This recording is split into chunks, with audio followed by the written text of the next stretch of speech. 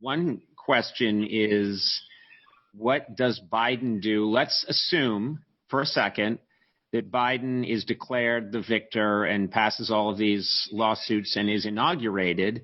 How does he lead this country? He doesn't have the Senate. He barely won by one of the thinnest margins. There have been other very thin margins, obviously, but he won by a thin margin. And how do you govern? How do you get a country to come with you? People talk about, and Biden has said it, I want to unite this country. I don't know if this country is unitable. And I like to think of myself as an optimistic person, but I sometimes think short of an alien invasion, where all of us have to come together and fight the aliens that are coming to get us from, planet Z-Bar. I don't know what's going to bring us together.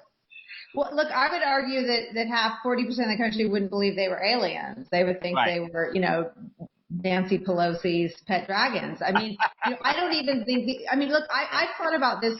I think about this all the time because, as you know, I worked for a president who on 9/11 had the privilege of having a very united country for a while. I mean, some of his decisions became among the most polarizing in modern presidential history, but for a spell, he had a very united country, and American people did more than their part. They overcame fear. They went back on airplanes within weeks or months. People were flying on airplanes again. And I think that if that happened now, I think you look at all the resistance to wearing masks.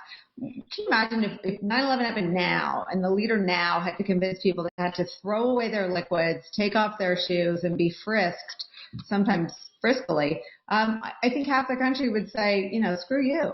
Yeah, so, that violates my rights. I have a right to get on an airplane with a bottle of weird liquid, and I don't want anyone touching me. Yeah. So could it be ungovernable? It could.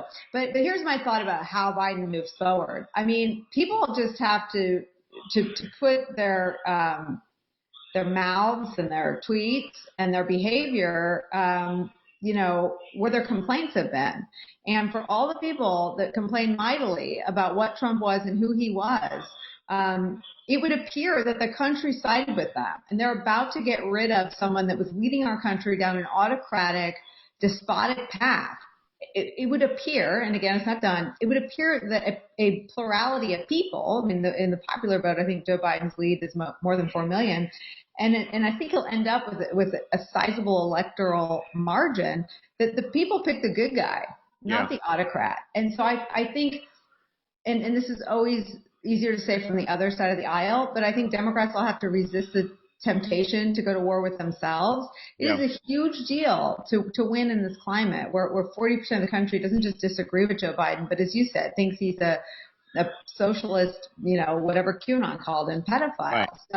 I think people, and for all the Republicans that came out, the Lincoln Project, those people have to be part of his governing coalition. And if he tries to reform the Supreme Court, all the people that tried to get rid of Trump have to work for Joe Biden and Kamala Harris's success.